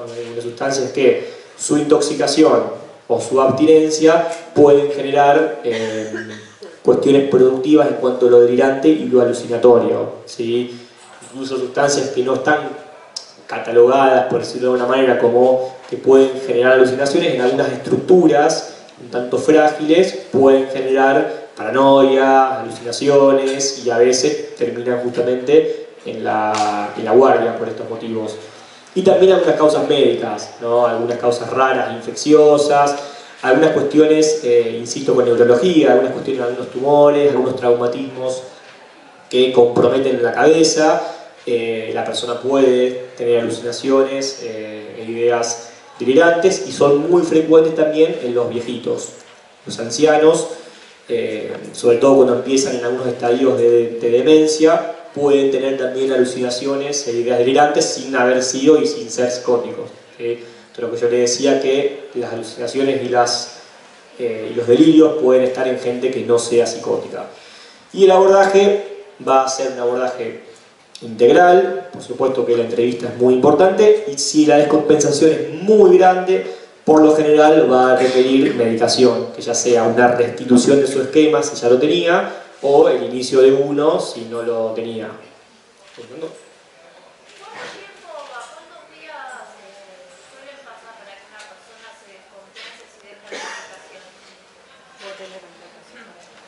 Es una buena pregunta, es muy variable, es muy caso a caso eso, así como mucho de la atención en psiquiatría y en salud mental es caso a caso, eso también, ¿sí? Depende mucho del cuadro y depende mucho del paciente. Hay pacientes que están tan estabilizados durante tantos años que quizá una semana, 10 días, 15 días se pueden bancar.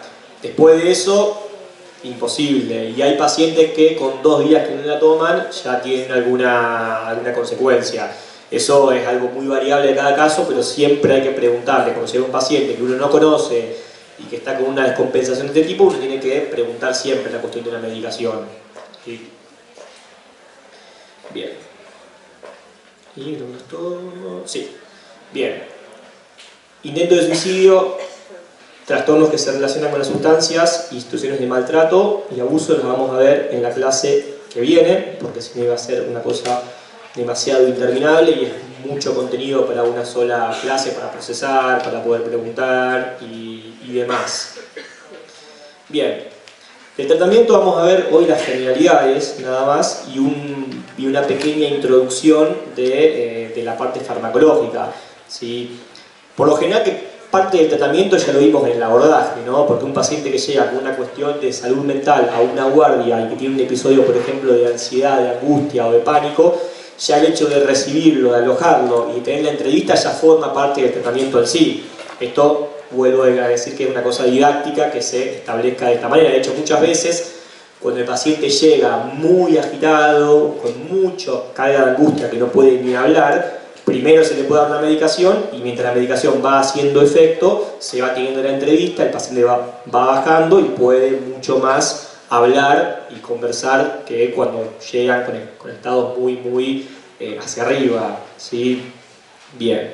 Pero en general, como premisa fundamental, y esto es muy importante, se intentarán utilizar los métodos menos restrictivos y en el caso de emplear inicialmente intervención farmacológica o sujeción física, deberán estar acompañadas del abordaje psicosocial correspondiente de cada situación, pero en general, en los abordajes, digamos, hablando de generalidades, y más aún con la medicación, siempre se intenta que sea lo menos restrictivo posible, menor cantidad de días de internado posible, menor dosis posible de medicación en el caso de que lo necesitara, ¿sí? Bien. El abordaje psicoterapéutico un poco lo hablamos, ¿sí? La contención verbal es fundamental, por eso es tan importante que los equipos sean siempre interdisciplinarios, porque ofrece otra escucha, porque ofrece otro tipo de devoluciones y porque además, lo van a ver si se dedican a la atención de la urgencia en cualquiera de sus formas, que cuando las situaciones son realmente complejas y queman, por decirlo de alguna manera, hay que tener otro al lado incluso para apoyarse uno mismo en su propia práctica, en su propia angustia. No es fácil lidiar con muchas de esas situaciones cuando uno trabaja en la urgencia, ciertamente. Entonces, hasta incluso en eso es trascendental tener un equipo, ¿sí? Entonces, la contención verbal ayuda a que la persona pueda recuperar el control, que se sienta un poco más tranquila, ¿sí? Que se pueda dar esto que yo les hablé de la escalada, bueno, que se pueda dar esta desescalada sintomática, o sea, que la persona se empieza a calmar y automáticamente o en el paso de un corto periodo de tiempo se empieza a sentir mejor, ¿sí? Bien.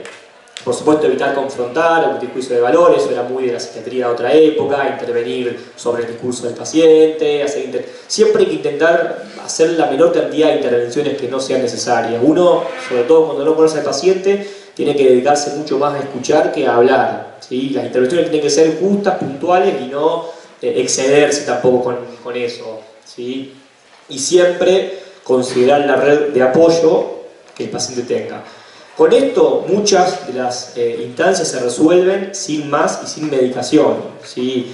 Invitar a que la persona hable de lo que le pasa, que se exprese, para que además generar un vínculo de confianza que permita justamente que esa angustia que está ahí, que pueda salir en el formato de discurso y no que vaya hacia el lado del cuerpo, hacia el lado del acto. Bien, muchas veces con esto el paciente le ahorramos una medicación, le ahorramos tiempo de internación en un hospital, que no está bueno. Bien, y por último, para cerrar, vamos a hablar un par de generalidades de la medicación, no específico, sino en general, específico lo vamos a ver en la clase que viene. Yo voy a traer acá algunos datos y algunas cuestiones de práctica. Esto, un poco de nuevo de historia, como dije al principio, lo voy a pasar rápido. En 1951 empezó la era de la psicofarmacología en medicina. Historia de la psiquiatría, que si me interesa en algún momento vamos a hacer otro curso, se divide en épocas y en paradigmas, ¿sí? El paradigma, la época de las neurociencias, empezó en este momento cuando se descubrió el primer psicofármaco, ¿sí? ¿Y por qué lo marco a esto? Bueno, porque en realidad, previo a la aparición de la clorpromacina, que es el primer antipsicótico que existió, las medidas terapéuticas que se contaban para abordar las situaciones, sobre todo complejas, ¿sí? La psicosis, las grandes descompensaciones, eran estas, ¿sí? Eran internaciones prolongadas, eran el encierro y el aislamiento, mucho más de lo que ya ocurre ahora. Era el TEC, TEC es terapia electroconvulsiva, ¿sí? Lo que vulgarmente se conoce como electroshock, que es la fotito. Eran las lobotomías. La lobotomía es directamente, iba a poner una foto pero me pareció demasiado violento.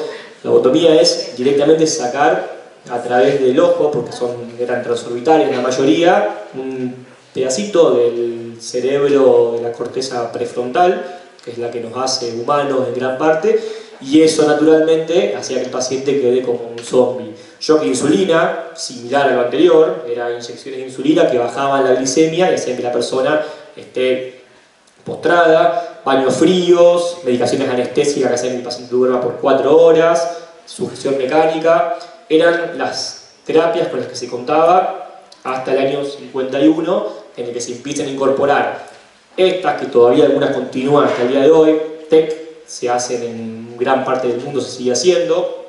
En Argentina en lugares públicos ya no se hace, sí se hacen en algunos privados. Y encierro, por supuesto que todavía continúa, sugestiones mecánicas todavía continúan, pero el advenimiento de la medicación psicofarmacológica, sobre todo la de las últimas 30 o 40 años, ¿sí? Que son quizás las más avanzadas, han permitido tener algunos logros o algunas diferencias en los abordajes de los pacientes con problemáticas, sobre todo problemáticas graves, ¿sí? Pues sobre todo pacientes psicóticos muy graves, pacientes con reiterados intentos de suicidio, pacientes que realmente en otra época, bueno, se trataba de una manera muy cruenta.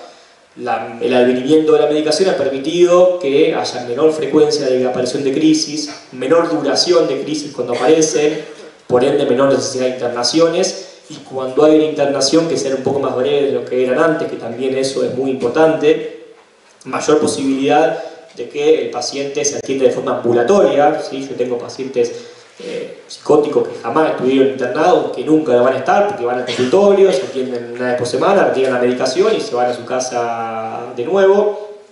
Por ende, esto permite que tengan mayor posibilidad de inserción social y laboral y un poco más de expectativa de vida. Hasta hace 40, 50 años atrás, la expectativa de vida de un psicótico era muy corta, por diversos motivos. Hoy ha mejorado esta expectativa de vida y también un poco la calidad de vida, ¿sí? Esto son como, si se quiere, los alcances en general, ¿sí? Pero, como siempre hay un pero, y no la quiero hacer tan larga, vamos a hablar más la clase que viene de medicación. Esto es un concepto que yo no quería dejar de incluir en esta clase, que es el concepto de medicación o medicalización.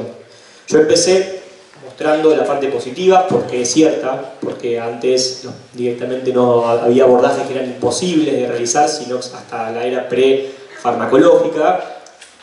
Sin embargo, naturalmente que el uso indiscriminado de psicofármacos, el negocio de los laboratorios que hay detrás de los psicofármacos, ¿sí? Las investigaciones subvencionadas por propios laboratorios que después venden los fármacos y demás, lanza justamente esta pregunta, ¿no?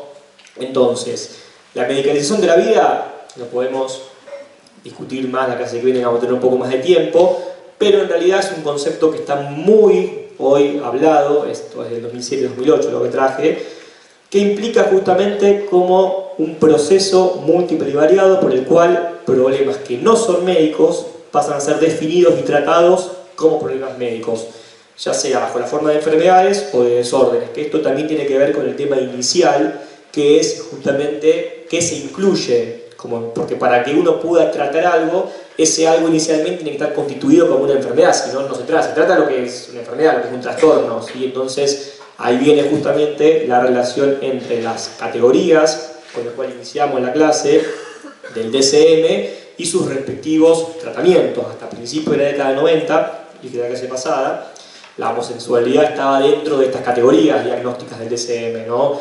Hoy el DSM vuelve a incorporar en su quinta edición la cuestión del duelo patológico, por ejemplo, o sea, pone un determinado tiempo en el cual un duelo se considera normal y a partir del cual es plausible de ser medicado si la persona continúa con los síntomas. O sea, yo traigo todos estos temas porque me parece que son cuestiones que tienen que circular tanto en la Facultad de Medicina como en la Facultad de Psicología. Y también el concepto de medicalización de la sociedad, me parece también más que interesante, que es justamente la medicalización de la sociedad se ha expandido como un proceso ilimitado que impide toda previsión de sus alcances y desarrollos, definiendo como médicos a problemas que pueden no ser de esta índole o que aún siéndolos no justificarían la intervención desmedida y exclusiva de este sector. En sus distintas versiones, esta expansión va desde la construcción de nuevas enfermedades hasta alcanzar los procesos comunes de la vida, ¿no? Lo que estoy mencionando del duelo, ¿no? O sea, cuando en realidad una medicación que es un recurso terapéutico valioso para determinadas circunstancias y es una pata sobre la que nos apoyamos los psiquiatras, se transforma justamente en esto, ¿sí? Que tiene que ver con medicar un duelo, con hoy que están muy de moda los TDAH de los niños, ¿no? Medicar niños porque van de un banco a otro. Yo me río mucho con gente que me conoce, yo hubiera sido medicado, yo no me quedaba quieto nunca. Los niños que, porque tienen otros intereses, porque el sistema educativo está caduco en su forma de abordar a los y las niñas, y entonces van al psiquiatra. Entonces, Quizá no tenemos demasiado tiempo para que me sigas explayando, pero entender justamente que la medicación es un recurso valioso cuando se lo requiere, y se lo requiere lamentablemente en urgencia, sobre todo en muchas situaciones que luego permiten un abordaje distinto de la situación que no podría darse de no existir el paso previo farmacológico, pero justamente el mal uso de la medicación y la sobremedicación generan también cuestiones que hay que debatirlo, además de los efectos adversos que indeseables, que no lo voy a decir ahora porque no vamos a quedar hasta las 11 de la noche, pero las medicaciones también tienen muchos efectos adversos que son perjudiciales para los pacientes si se dan de una manera desmedida. Vamos a retomar estos temas. Bueno, ahora sí. Gracias. Ya había una pregunta. Para ustedes para aguantar casi 2 horas. Pregunta si para allá alguien levantó la mano hace como 20 minutos, no sé quién era allá. Sí.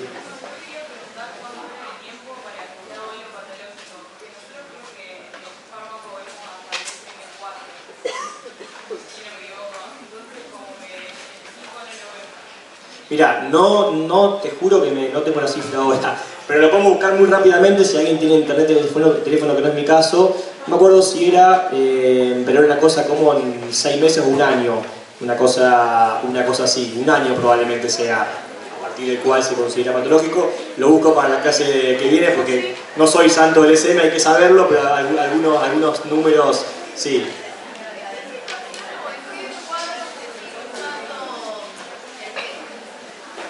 Una buena pregunta. En algunos países como en España, por ejemplo, el TEC se usa para un montón de cosas. La principal son trastornos afectivos graves como grandes melancolías con ideación suicida. Paciente con una depresión persistente con idea suicida, se le sigue dando TEC en algunos casos en España. Mujeres embarazadas, por ejemplo, que no pueden recibir terapia farmacológica por el daño al feto, se les suele hacer TEC si el caso es grave, por ejemplo. La gente que lo usa dice que sí, que da resultado. No hay mucha evidencia al respecto porque no se sabe ni siquiera cómo actúa exactamente. Se sabe que la electricidad estimulando ciertas cuestiones neuroquímicas del cerebro provocaría algunos efectos, pero ni siquiera está claro cómo es que actúa. Pero se usa. Yo tengo una preguntita. ¿Existe real o no el TDA en adultos y en chicos? Eso depende de quién le pregunte. Está puesto en los manuales y hay psiquiatras que se dedican exclusivamente a su tratamiento, exclusivamente de cómo está. Yo creo que probablemente en algunos casos exista, yo creo que en algunos casos, como todo, hay un espectro, ¿no? El espectro, probablemente la parte más grave del espectro, quizá haya quienes lo padecen y muchos probablemente sean sobrediagnosticados y por ende sobremedicados. Claro. Se puede como llevar una vida normal igual aunque sea diagnóstico. Sí, claro. Sí, a ver, si a vos te medican, lo ideal sería no medicar, mucho más. Yo no trabajo con niños, no es mi campo de trabajo, pero... Tiene que ser un gas, pero yo era rebelde y no quiso tomar nada. Está bien. Habría que tratar de no medicar hasta la última instancia. Yo, mucho más en niños, yo no medicaría nunca, salvo casos realmente muy severos. ¿Sí? ¿Sí?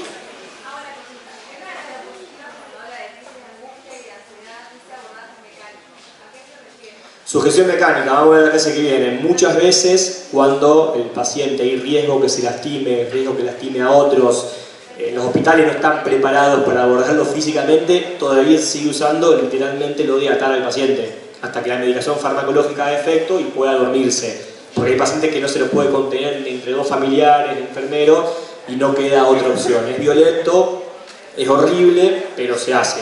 Se hace a veces porque si no, de no hacerlo, el que más se puede lastimar es el propio paciente. Cuando se habla de abordaje mecánico se refiere a eso, básicamente. ¿Una más? ¿Sí? Sí, claro. Sí, que con suerte, porque a veces ni siquiera hay que hacerlo con gasas, con lo que hay que lastimar más al paciente. Esos que eran los de las películas, eran mejores porque por lo menos estaban preparados para eso. En los hospitales no hay de eso, entonces hay que hacerlo con gasa y cosas, y el paciente se lastima la muñeca, se lastima, es un garrón. La verdad que no está bueno. Sí. Sí, una persona con ideas delirantes, por ejemplo, que tiene una vida funcional normal, pero tiene unas ideas de que, qué sé yo, no escuchan la llamada telefónica o no intervienen en el teléfono. ¿Tiene alguna posibilidad después de manifestar otra sintomatología o puede seguir con esas ideas delirantes y seguir siendo funcional? Hay personas que, y esa de los teléfonos, los chips dentro del cuerpo y demás, que son recontra comunes y los pacientes la pueden tener toda la vida. Hay pacientes que, yo he tenido pacientes que han tenido comercios, hijos y demás, y si ellos no te cuentan eso y no sale, porque aparte no se lo cuentan a todo el mundo, porque tiene muchas áreas conservadas, por eso es diferente la paranoia y la esquizofrenia. Paranoia tiene muchas áreas conservadas, saben a quién contarle las cosas y a quién no, entonces durante mucho tiempo pueden convivir con eso sin que pase nada y sin que nadie lo note. A veces el devenir de un cuadro psicopatológico puede hacer que agregue algún otro síntoma, pero como un síntoma afectivo o como una alucinación, a veces van de la mano y ahí puede complejizarse la cuestión, pero en líneas generales muchos pacientes pueden vivir toda una vida y de hecho muchos pacientes no reciben ninguna medicación, por eso porque nadie prácticamente se entera, o se enteran una vez, se alarman, lo llevan al psiquiatra, pero después se dan cuenta que no hay persona que ha vivido así, porque uno va a estar ahí. Pero sí, la respuesta es que se puede estar toda una vida, de hecho, con una idea delirante fija. Sí. ¿Una más? ¿O nos vamos a comer? Bueno, si no hay más preguntas, en primera instancia agradecerles a todos los que se quedaron al final, los que estuvieron toda la clase también. A Agustín en particular, y nada, en ese sentido esperamos que puedan participar también del último encuentro la semana que viene. También reafirmamos, como dice en esta parte del curso, que el encierro no cura, que entendemos la importancia de poder posicionarnos, poder dar esas discusiones también en cuanto a la medicación y la medicalización, y que en eso volver a invitarlos al viaje al Borda, a la asamblea del miércoles. Y bueno, muchas gracias a todos y a todas por participar.